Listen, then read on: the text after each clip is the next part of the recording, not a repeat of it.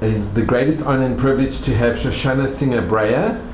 And Shoshana, you are a Zioni, you're a Zionist. That's right.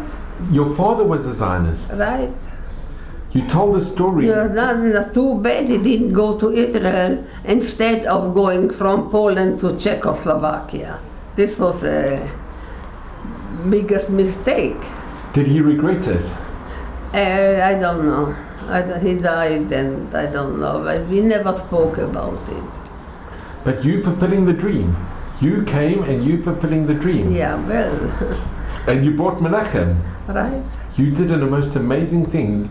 You were a young girl and you brought a little 3-year-old, your nephew. So, Shoshana, if you could tell what happened, after the war, after liberation and after the war. Yeah, and we came home from the camps.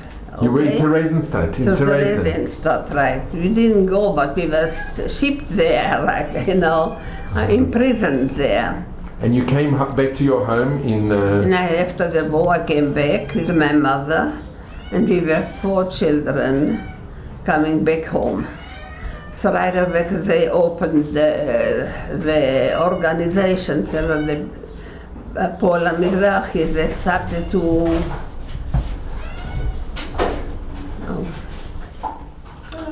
They encouraged Pola Mizrahi. Yeah, and they were a Zionistic organization, and they just said, what, Ben Gurion, you're lucky that you were saved.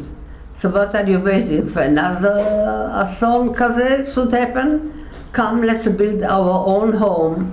The Jews will always have where to be, but they have their own home. And there wouldn't be anti-Semitism, and there wouldn't be hatred. And anti-Semitism could be, but we can fight. We can fight back. To be in our own home. There's somewhere to go to. Sure. But unfortunately, this time the British... And compare Israel to all the Arab countries around, which are very much older than Israel. Compare. But Shoshana, at this time, the British had the white paper, they had the blockade, they didn't want... They only allowed 1,500 Jews to come per month. And there were thousands and thousands of displaced people that had gone through the Shoah, and they would not allow them to come in. Sure. So you knew it was dangerous to come. Right.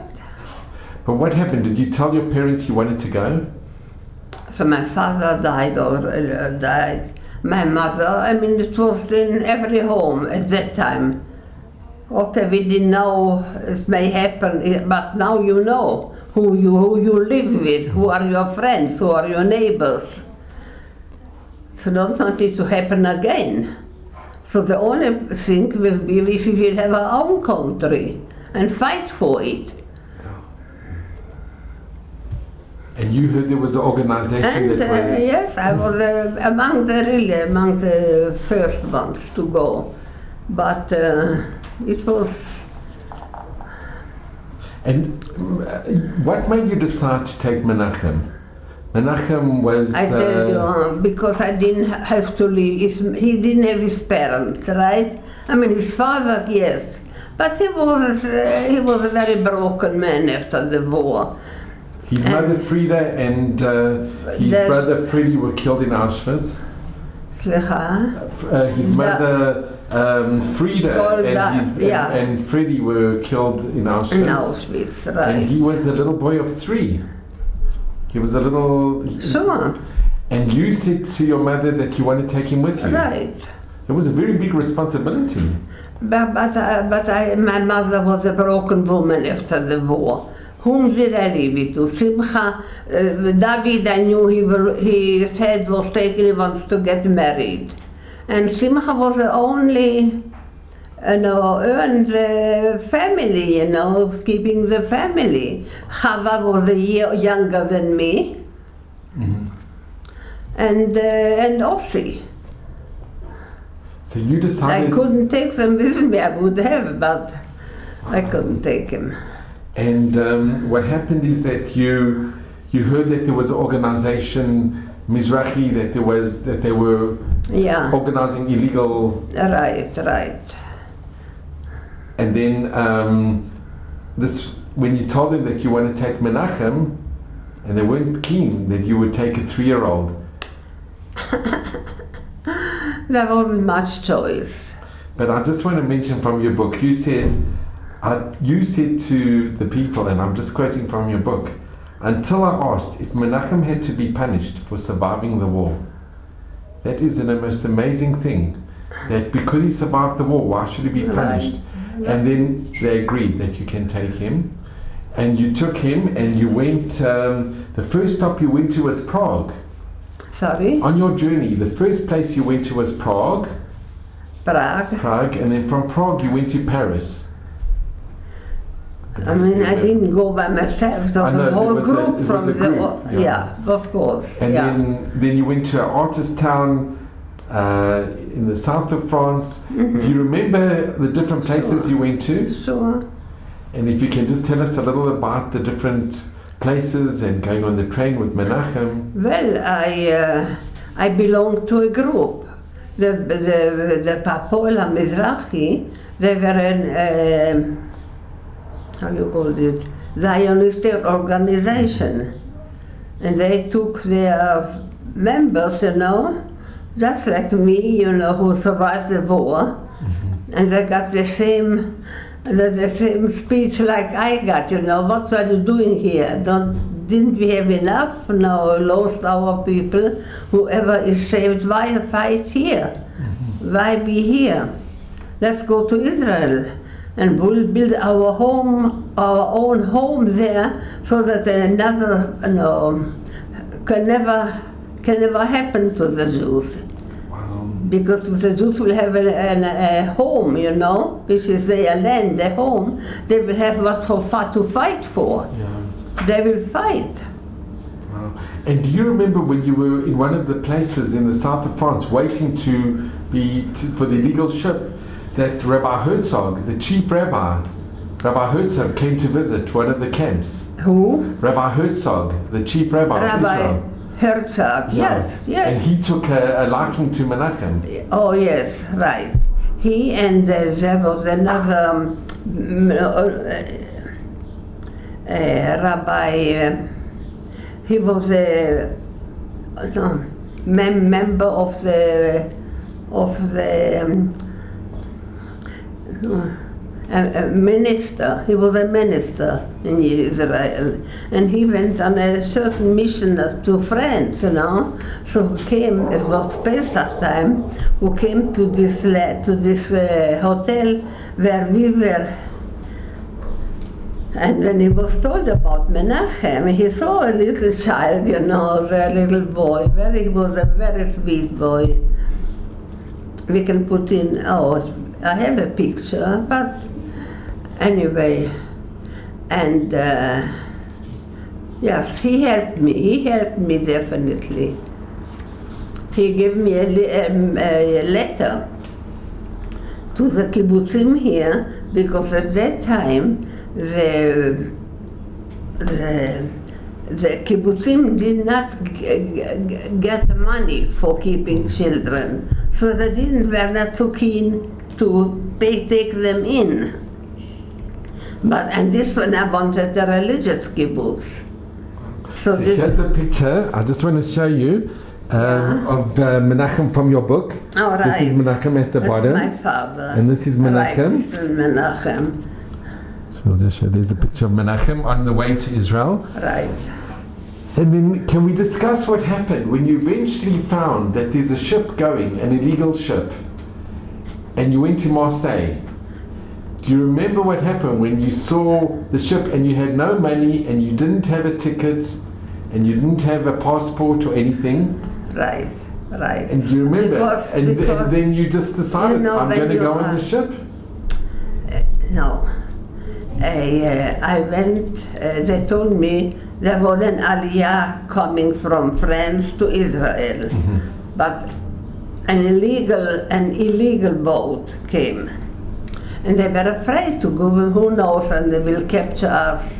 What can happen, So I can't, they say the 4-year-old child, they can't be responsible for. I said, well, first of all, responsible is on me, which is true. And if I say, you know, I have no other way. I must go to Israel with Menachem. And how old were you at this time? How old? I was born in 28. This was in 46. Wow. Okay. Yeah, 18. Wow. And you took the responsibility for Menachem, who was 4. Yeah. So you didn't want to go, they wouldn't let you go on the illegal ship because it was too dangerous, and they didn't want to take a little boy of 4 on the illegal boat, on the illegal ship. On an illegal ship? So you didn't... The whole ship was illegal. Yeah. They left at 12 o'clock at night, friends. Why? Not because It was illegal. Yeah, it was illegal. But what made you, so then when you couldn't go, you decided to go on a legal ship. There was a legal ship there, and you saw a group of girls, and you thought, how am I going to get on the ship? I don't have a passport, I don't have anything. So you did something very clever. You joined the the children who were going on a vacation to Corsica. Right. Do you remember walking with them? You walked in the middle with the children on the... Yeah. I was just bowing down first and telling Menachem, you're so tired. When we go back home, I will get you ice cream. So... Wow. That's amazing. And you remember when you decided to go on the ship, and you didn't have any papers with you, and there were officials that were checking everybody's papers. Not a penny and not a paper and not. It was a big passenger boat that sailed every 3 weeks to in those days it was British Palestine, Israel. It stops in Corsica, Alexandria, and Haifa. Right. And on the gangplank, that's when you saw the children. There were 30 children. Yeah. And you went in the middle. Do you remember going in the middle with the children? So.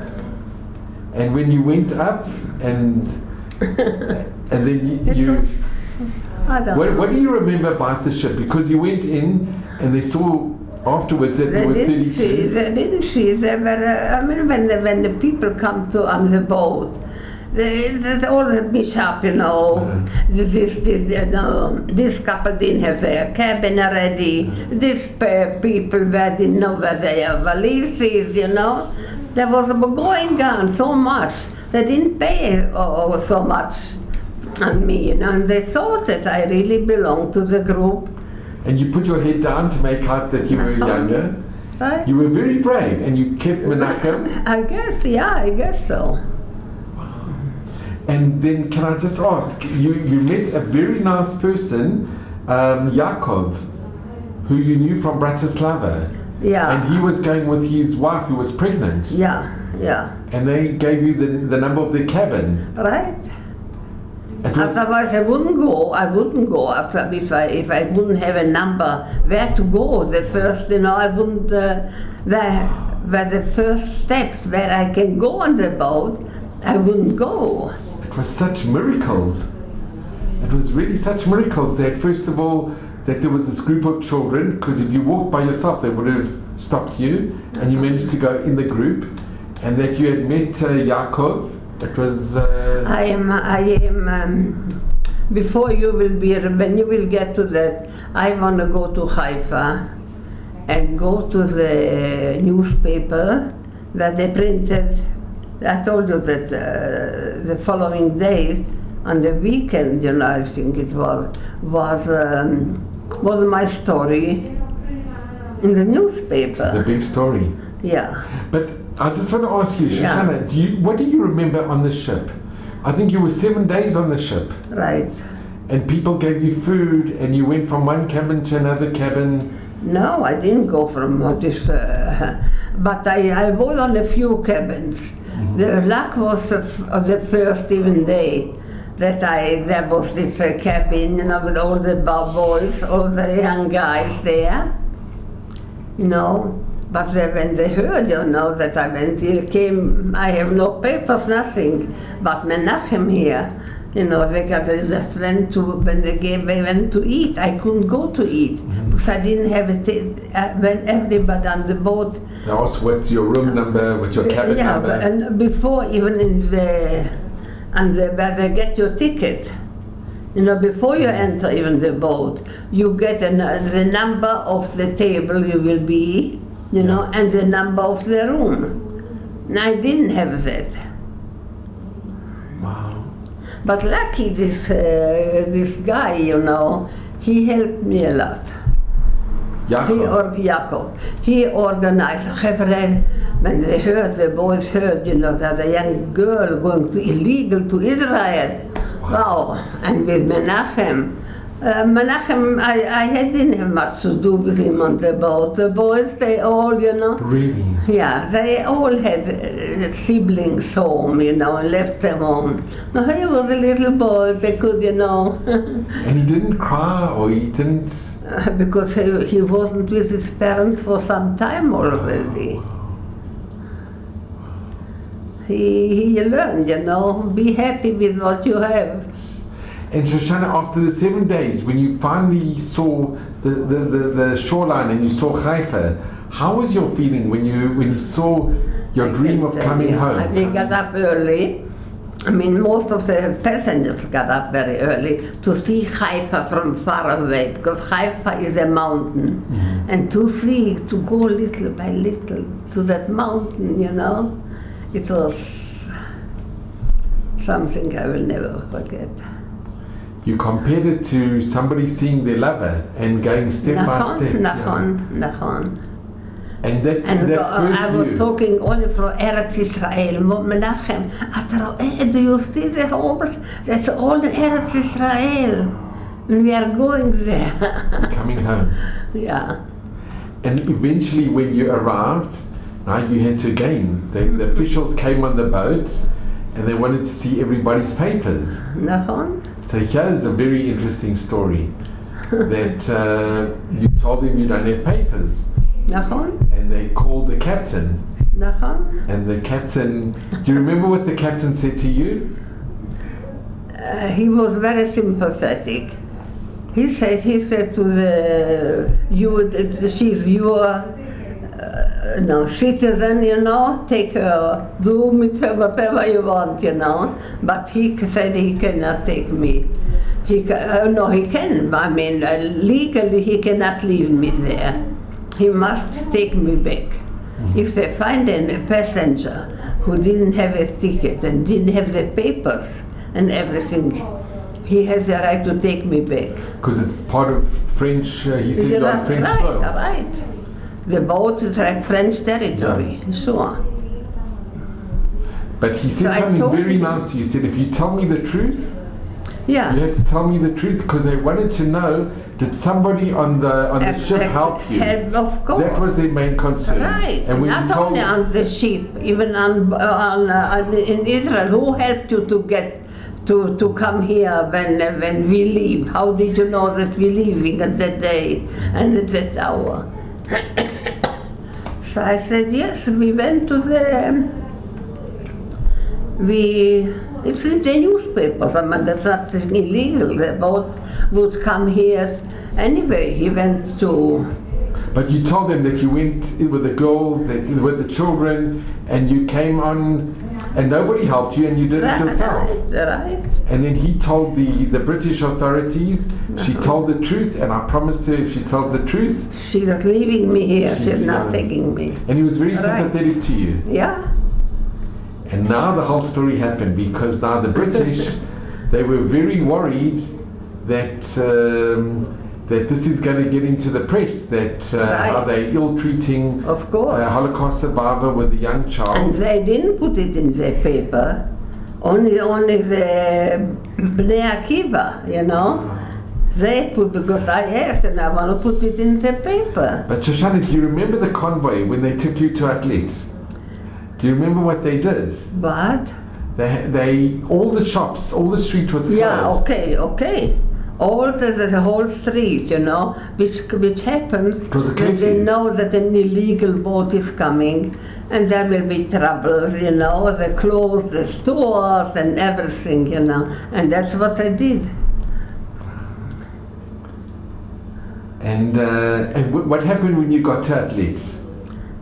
Were you warmly accepted with the... When it was also something that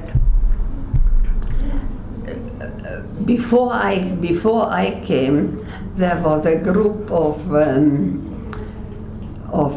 also illegal people.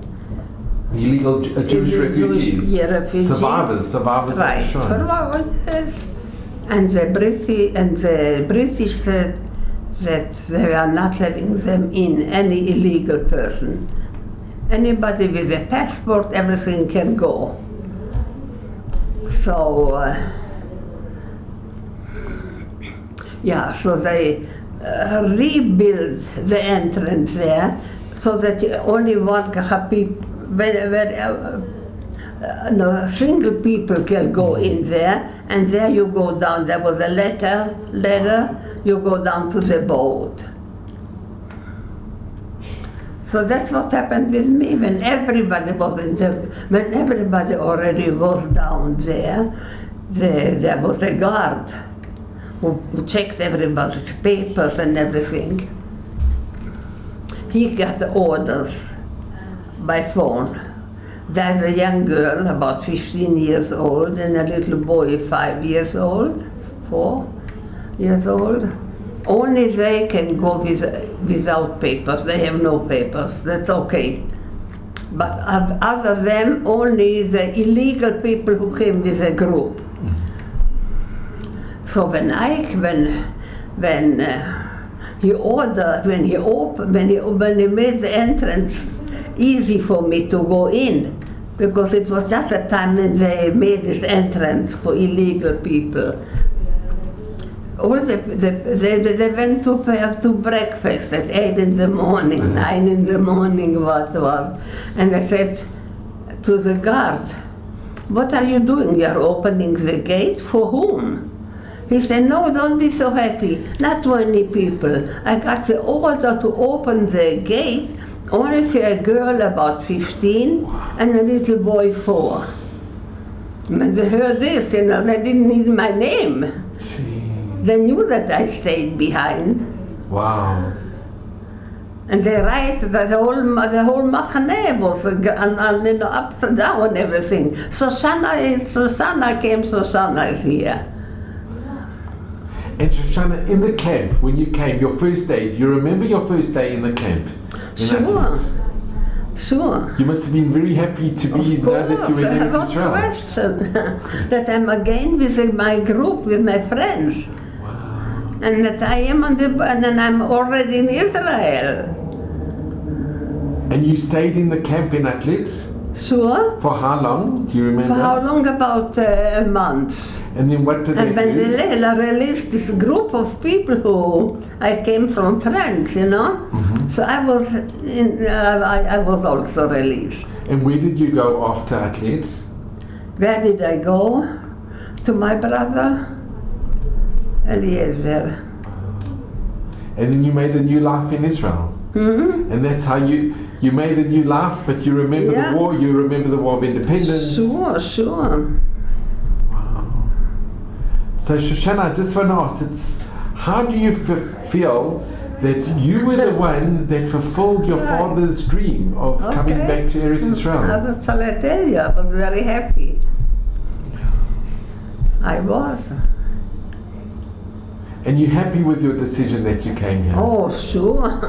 Never had a second different thought. You know, I was very happy that I was lucky that I got to Israel again. And Shoshana, can I ask, what happened with your mother and the rest of the family? Yeah, I think it took about a year that Israel worked out with the British for all the people who were in Europe to go to Israel. And they came here? They came to Israel. Your whole family came here? Yeah. And no one stayed behind in Bratislava or Slovakia? No. not from my family. And your family were happy living in Eretz Israel, in Israel? Of course. That's wonderful. Sure. Yeah, that was a period, you know. Yeah, you don't see such things, you know, any day, you know. See, Shoshana, you've lived momentous. You lived through the war. Right. And you lived through the creation that we dreamt for over 2,000 years to create the state of Israel. And you've seen these two momentous historical occasions. Yeah. Yeah, it's true. And Shoshana, what message would you give to Jews living outside Israel? What would your message be? Outside of Israel, to Jews just who are to come living. to Israel, like to make a big America, make a big France, like other countries were. There's one more Israel. They should come back home. Sure. And there will be an army, like every other city, you know, state have.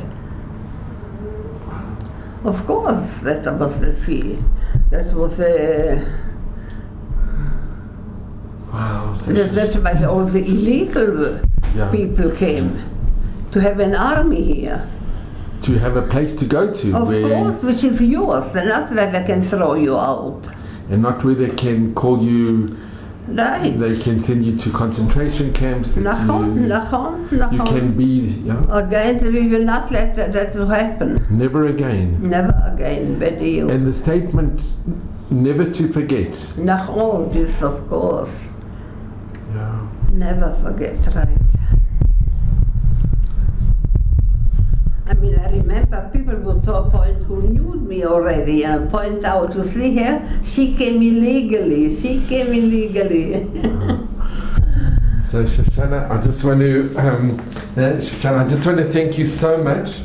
You really are such an inspiration for all of us, Shoshana. It is the greatest honor and a privilege to hear your story and to thank you so much, Shoshana. And you should just. I hope one day.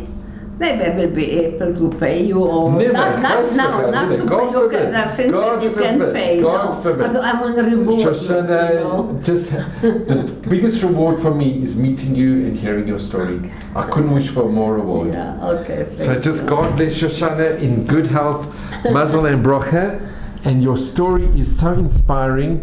And this book that you read, where people can actually get to hear your story. It is the most amazing book called Childhood Lost. And Shoshana, really, you wrote the most incredible, heart-rending, but it's such a positive and incredible, your journey, your life. Every word here is true. Yeah. So I really would encourage everybody to read this book because it is. Yeah, I also think it is exceptionally special. But, and it was true, your childhood lost, but you gained so much. And you really are inspiration. And thank you so much, Shoshana. Yeah.